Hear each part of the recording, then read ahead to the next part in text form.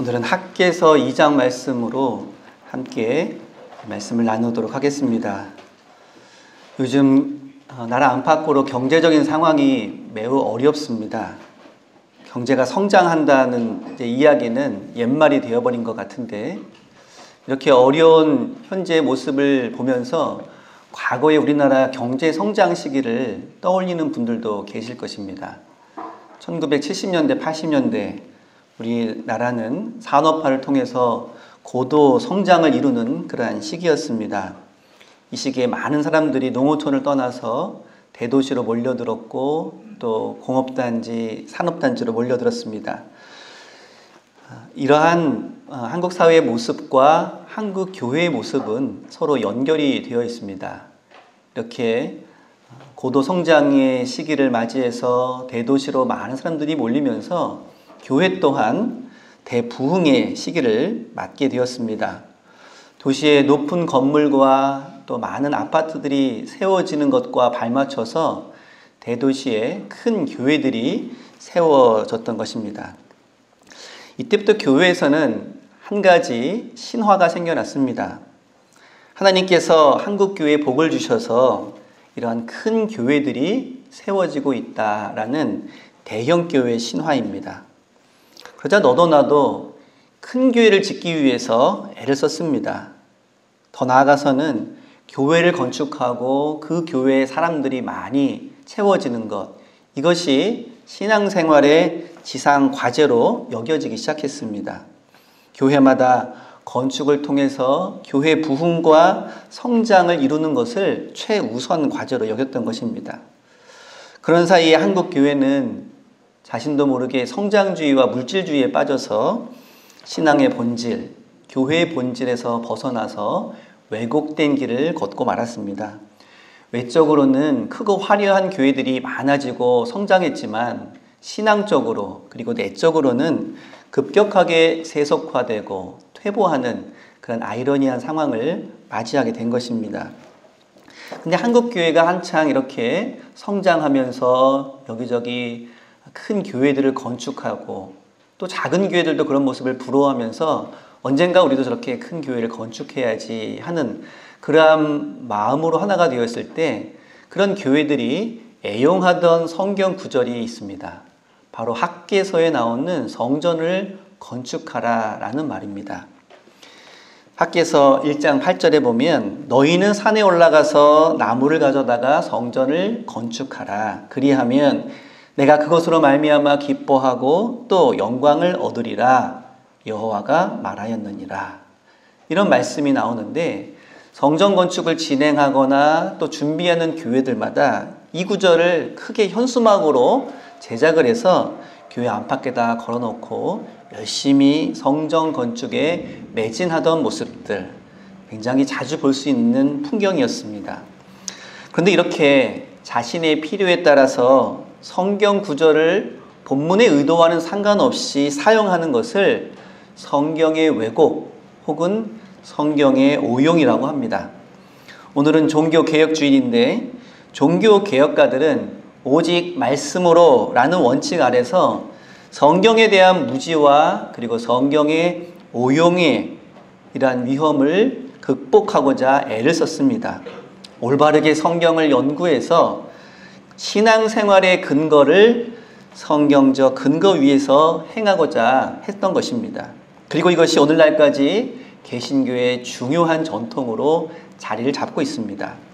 그런데 한국교회는 자신의 세속적, 물질적 탐욕을 정당화하기 위해서 서슴없이 자신의 마음에 드는 성경 구절을 인용하거나 사용하면서 왜곡과 오용을 일삼아 왔습니다.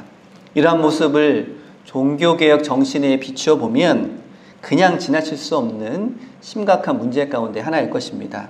그래서 많은 사람들이 한국 교회가 제2의 종교개혁의 대상이다 라는 말을 자주 하곤 했던 것입니다. 그렇다면 오늘 본문인 학개서로 돌아와서 그토록 성전 건축을 독려했던 학개 선지자의 의도는 과연 무엇이었는가? 그 말씀이 오늘날 각 교회마다 보다 더 크고 화려한 성전을 지으라고 하는 그러한 상황에 인용되어도 좋을 말씀인지를 깊이 생각해 보고자 합니다.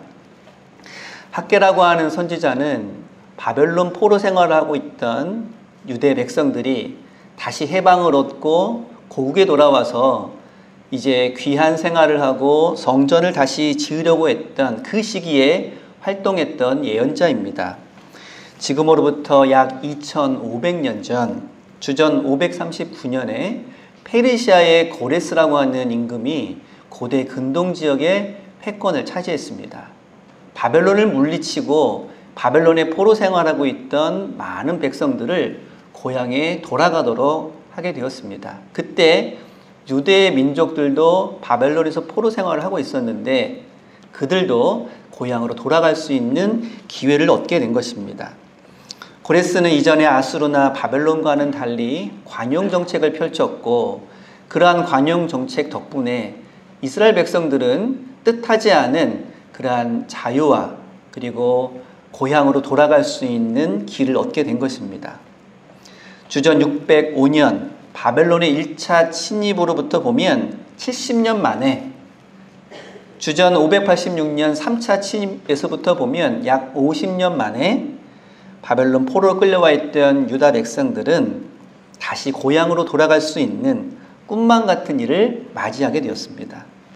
그리고 1차 포로 귀환이 이루어졌는데 그때 포로들을 이끌고 돌아온 지도자가 총독인 스룹바벨 그리고 대제사장인 여호수아였습니다. 약 5만 명 정도의 유다 백성들이 다시 고향으로 돌아왔습니다. 그런데 막상 고향으로 돌아와서 보니 그들의 기대와는 다른 현실이 눈앞에 펼쳐져 있습니다. 그동안 포로 생활할 때는 고향으로 돌아가기만 하면 모든 것이 잘 풀릴 것이다 이런 생각을 하고 있었는데 막상 고향으로 돌아와 보니까 고향 땅은 황폐화되어 있었고 농사 지을 만한 땅도 남아있질 않았습니다. 그나마 쓸만한 땅들은 그 땅에 남아있던 토착민들이 다 차지를 해서 그들과 갈등과 불화를 겪을 수밖에 없었습니다.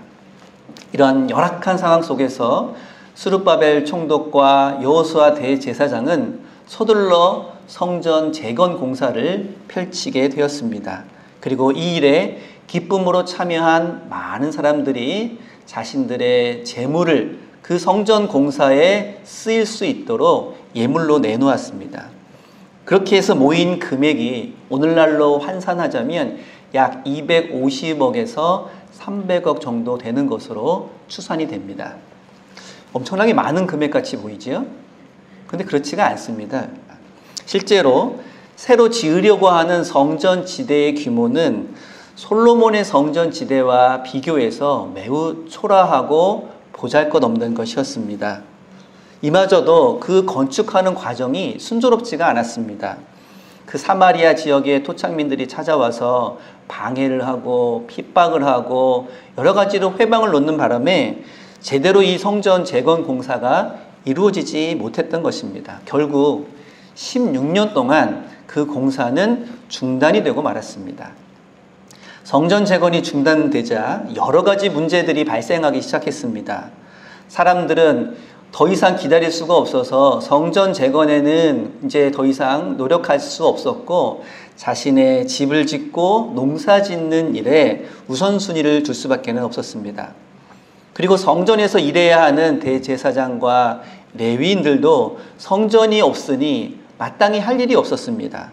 그리고 어찌할 바를 모르다가 결국 자신들의 생계를 위해서 다른 일을 찾아서 떠날 수밖에 없었습니다.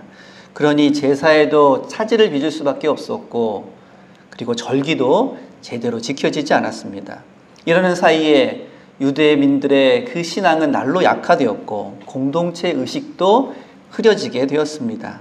이제 각자 도생의 길로 접어들 수밖에 없었던 것입니다. 이 척박한 땅에서 성전도 없이 성전을 구심점으로 해서 함께 힘을 모아도 될까 말까한 상황에서 그저 내 한 목숨 먹고 살기에도 바쁜 그러한 지경이 되었던 것입니다. 저마다 자신의 유익, 자신의 살 길을 찾기 위해서 다른 사람은 신경 쓸 여력이 없었습니다. 그러다가 점점 경제적으로 양극화가 진행되었고 특히 사회적 약자들의 피해가 심해져만 갔습니다. 포로 생활에서 풀려나서 고향으로 돌아가기만 하면 모든 것이 다 잘 될 줄만 알았는데 이제는 무엇 하나 제대로 되지 않는 총체적인 난국에 빠져버리고 만 것입니다. 이런 상황에서 주전 520년 하나님께서 두 명의 예언자를 예루살렘으로 보내주셨습니다. 바로 학개와 스가랴 선지자입니다. 이들은 등장하자마자 유대 백성들에게 성전 건축을 반드시 해야 한다, 서둘러야 한다, 이것이 곧 우리 신앙생활의 중심이다 라면서 목소리를 높여 성전 건축을 독려하였습니다. 이것만이 우리 신앙을 회복하고 하나님의 백성으로 설 수 있는 유일한 길이라고 외쳤던 것입니다. 그러면서 했던 말이 바로 학개서 1장 8절의 말씀입니다. 너희는 산에 올라가서 나무를 가져다가 성전을 건축하라. 그리하면 내가 그것으로 말미암아 기뻐하고 또 영광을 얻으리라. 이 말씀은 바로 이러한 배경 속에서 나온 절실했던 그러한 부르짖음이었던 것입니다. 그런데 이 말씀을 전하는 가운데 유대 백성들에게 놀라운 일이 일어났습니다. 그들의 외침을 들은 유대 백성들의 마음이 움직이기 시작한 것입니다. 더 정확하게 말하자면 하나님께서 그들의 마음을 움직여 주셨습니다. 1장 14절과 15절에 보니 여호와께서 스룹바벨과 여호수아와 백성들의 마음을 감동시키심에 그들이 와서 만군의 여호와 그들의 하나님의 전 공사를 하였으니 라고 기록하고 있습니다. 하나님께서 그 사회의 지도자들과 백성들의 마음을 감동시켜 주셔서 이제 그들이 성전 건축에 다시 힘을 모을 수 있게 되었다는 것입니다. 이렇게 해서 성전 공사가 중단된 지 16년 만에 다시 성전 재건하는 일이 시작되었습니다. 그리고 오늘 우리가 읽은 본문은 이렇게 다시 시작된 성전 공사의 와중에서 한 달 만에 학개 선지자가 그들에게 외친 그러한 예언의 말씀입니다. 그런데 당시 지어지고 있었던 이 성전의 규모는 아까 말씀드린 것처럼 매우 초라하고 보잘것없었습니다. 유대 백성들은 다시 힘을 내서 성전을 짓고는 있지만 그 규모가 예전에 비해서 너무 작고 너무 초라한 것이 너무나 마음이 아팠습니다. 실망을 금할 수가 없었습니다. 적어도 솔로몬 성전 정도 되는 규모와 그러한 모습은 되어야 예전의 영광도 회복하고 또 하나님께서 우리에게 주시고자 하는 그 언약도 확인할 수 있었을 텐데 모든 것이 그렇게 보이지 않았던 것입니다. 그들의 마음속에는 점차 이러한 회의감이 밀려왔습니다. 이래가지고 솔로몬 성전 시대의 그 영광을 우리가 회복할 수 있을까?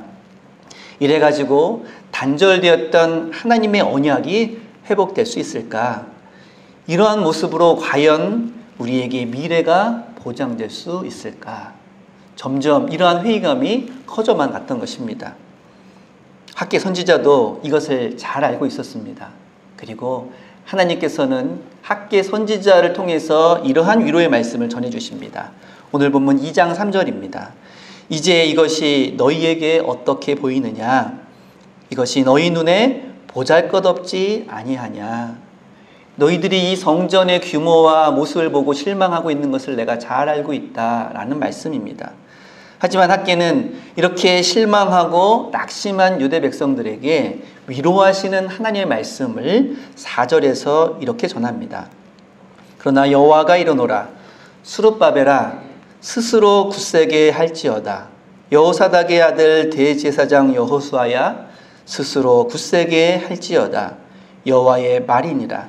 이 땅의 모든 백성아 스스로 굳세게 하여 일할지어다. 내가 너희와 함께하노라. 만군의 여호와의 말이니라. 총독과 대제사장과 백성들에게 거듭해서 반복적으로 하시는 말씀이 스스로 굳게 하라라는 말입니다. 요즘 말로 하면 힘내십시오 라는 말입니다. 왜 이렇게 무기력하게 기운 빠져 있습니까? 그 성전의 규모가 작아서 그럽니까? 솔로몬 시대의 성전처럼 화려하지 않아서 그렇습니까? 그것이 중요한 것이 아니라는 것을 학개 선지자는 하나님의 말씀을 전하고 있습니다. 7절과 9절에서도 같은 말씀을 전합니다. 이 성전에 영광이 충만하리라. 이 성전의 나중 영광이 이전 영광보다 크리라. 내가 이곳에 평강을 주리라. 주 여호와의 말씀이니라. 지금 겉으로 보는 성전의 모습은 비록 보잘것없고 초라해 보이지만 하나님께서 이 성전을 통해 영광을 받으시고 평강을 주실 것이라는 말씀입니다. 여기서 우리는 하나님께서 원하시는 진정한 성전이 어떤 것인지를 깨닫게 됩니다. 포로에서 돌아온 유다 백성들은 성전의 크기, 그 성전의 화려함, 이것을 기준으로 삼고 있었습니다. 그래서 그 기준에 미치지 못해서 실망하고 낙심하였던 것입니다. 하지만 하나님께서는 그것이 중요한 것이 아니라고 말씀하십니다. 성전이 성전으로서 가진 의미는 얼마나 크게 지었느냐, 얼마나 화려하냐가 아니라 그곳에 하나님의 영광이 있느냐, 그곳에 하나님의 평강이 임하느냐에 따라 결정된다는 말입니다. 그렇기 때문에 유다 백성들이 지금 고민하고 힘써야 할 것은 얼마나 크게 지을까, 얼마나 화려하게 지을까가 아니라 이 성전에 하나님의 영광이 임하실 수 있을까, 이 성전에서 드려지는 예배를 통해서 하나님의 평강이 주어질 수 있을까 하는 것이었습니다. 성전에 모여 예배드리는 자들의 그 마음가짐과 하나님의 말씀에 대한 순종 여부가 이 성전이 성전으로서의 의미가 있느냐를 결정짓는다는 말입니다. 학개가 어서 빨리 성전을 지으라고 독려한 것도 크고 화려한 성전을 지어서 자랑하라는 의미가 아닙니다. 그것을 중심으로 하나님을 온전히 섬기고 하나님 백성으로서의 삶을 최선을 다해서 살아가라고 하는 의미로 그러한 말씀을 전했던 것입니다. 5절 뒷부분에 보시면 하나님은 학개를 통해 이렇게 말씀하십니다. 너희가 애굽에서 나올 때 내가 너희와 언약한 말과 나의 영이 계속하여 너희 가운데 머물러 있나니 너희는 두려워하지 말지니라. 유대인들은 보잘것없는 성전을 보며 이렇게 회의했다고 했죠. 이렇게 해서 과거의 영광을 회복할 수 있을까? 이렇게 해서 하나님의 언약이 다시 이어질 수 있을까? 이렇게 해서 우리 미래가 보장될 수 있을까? 이러한 걱정과 근심을 하는 이들에게 하나님께서 대답해 주시는 말씀입니다. 걱정하지 말아라. 염려하지 말아라. 두려워하지 말아라. 내가 그 영광을 회복시켜 주겠다. 내가 너희 조상들과 맺었던 언약, 그들이 범죄함으로 깨뜨렸던 그 언약을 계속해서 유지해 주겠다. 나의 영이 앞으로도 계속해서 너희 가운데 머물게 해주겠다. 내가 너희들의 미래를 보장해 주겠다. 유대 백성들이 기준으로 삼았던 것은 성전의 겉모습이었지만 하나님께서는 그러한 겉모습과는 상관없이 내가 이것을 보장해 주고 내가 이루어 주겠다라고 말씀해 주셨습니다. 유대 백성들은 가장 중요한 것을 놓치고 있었던 것이죠. 누가 이 영광을 회복시켜 주실 것인가? 누가 이 언약을 계속 유지시켜 주실 것인가? 누가 우리 미래를 보장해 줄 것인가? 하나님께서는 그들이 놓치고 있는 중요한 요소를 다시 확인시켜 주십니다. 너희가 아닌 내가 하겠다라는 것입니다. 하나님을 온전히 섬기고 성도로서의 거룩함을 간직하며 믿음 안에서 스스로 굳세게 서서 힘써 일하는 그러한 백성들이 세운 그 성전은 그것이 크든지 작든지, 그것이 화려하든지 보잘것없든지 상관없이 하나님께서 영광을 내려주시고 하나님께서 평강이 임하게 해주시겠다는 말씀입니다. 그렇기 때문에 성전의 겉모습만 보고 염려하거나 걱정하거나 두려워하지 말고 그 일을 이루시는 하나님을 바라보며 담대히 그 일을 이루어 가라는 말씀입니다. 바울은 이 성전에 대해서 여러 차례 이야기한 바가 있는데 여기에서 더 나아가서 거룩한 성도들이 곧 성전이라고 말합니다. 고린도전서 3장 16절에 보시면 너희는 너희가 하나님의 성전인 것과 하나님의 성령이 너희 안에 계시는 것을 알지 못하느냐. 초대교회는 예루살렘 성전이 이미 파괴된 이후였습니다. 더 이상 성전이 없습니다. 이스라엘 백성들에게 성전이 없다는 것은 그들의 정체성이 무너지는 것과 같은 그러한 충격이었을 것입니다. 그리고 이제 남아있는 것은 특히 예수님 믿고 신앙생활을 하고 있는 기독교인들에게 남아있는 것은 그저 회당이거나 혹은 가정집에서 모이는 그러한 교회뿐이었습니다. 하지만 바울은 그러한 보잘것없고 연약한 모습으로 신앙생활하고 있는 초대교회 성도들에게 이제 우리가 과거에 가졌었던 그 화려한 성전, 그 큰 성전이 더 이상 필요치 않다는 것입니다. 우리 믿는 사람 한 사람의 모습이 바로 성령께서 머무시는 거룩한 성전이라는 것입니다. 이제 한 사람이 믿음으로 올바르게 서서 하나님의 말씀에 순종하며 맡겨진 사명을 감당할 때 그것이 눈으로 보이는 건축물로 된 성전보다 더 중요하고 의미 있는 성전이라는 말씀입니다. 코로나 시대를 보내고 더 큰 어려움에 빠져 있다라고 많은 사람들이 말합니다. 특히 교회들의 현실은 회복할 수 없는 어려움과 위기 속에 빠져 있다고 탄식하고 있습니다. 하지만 이러한 위기와 어려움에 빠져 있는 많은 교회를 향해서 하나님께서는 학기 시대에 그 유대 백성들에게 전해주신 말씀을 그대로 전해주시는 줄로 믿습니다.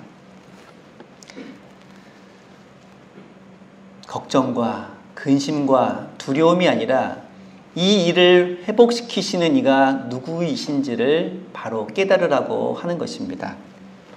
하나님을 온전히 섬기고 성도로서의 거룩함을 간직하며 믿음 안에서 스스로 굳세게 서서 힘써 일하는 자에게 하나님께서는 하나님의 능력으로 그 모든 어려움과 위기를 극복시켜 주실 능력을 부어 주신다는 말씀입니다. 그리고 하나님께서는 우리에게 약속하신 것을 반드시 이루어 주시는 분이십니다. 그렇게 우리는 어떤 상황 속에서도 좌절하거나 소망을 꺾는 일이 없는 줄로 믿습니다. 비록 우리의 눈으로는 절망스럽고 우리의 눈으로는 회복할 수 없는 것처럼 보이는 현실이더라도 그 일을 이루시는 분이 하나님이시고 영광을 회복시켜 주시고 그 미래를 보장하시는 분이 하나님이시기 때문에 내가 하겠다고 하는 그 하나님의 말씀을 굳게 믿고 그 하나님의 사명에 헌신하며 자원할 때 하나님께서 그 일을 이루어 주실 줄로 믿습니다. 걱정할 일이 왜 없겠습니까? 염려하고 두려운 일이 왜 없겠습니까? 하지만 유대 백성들이 그 걱정과 근심과 두려움 속에서도 하나님의 말씀을 듣고 힘을 다하여 성전을 재건하고 그 성전을 중심으로 그들의 신앙생활 공동체를 재건하고 새로운 소망을 일구어 갔던 것처럼 오늘날 우리에게 다가온 이 고난과 역경과 위기 속에서도 하나님 바라보고 의지하며 하나님께서 행하시는 그 일에 순종하는 마음으로 동참하는 저와 여러분들을 통해서 새로운 소망을 꿈꾸게 하실 줄로 믿습니다. 믿음으로 그 길에 함께하는 저와 여러분 되시기를 기도합니다. 기도하겠습니다.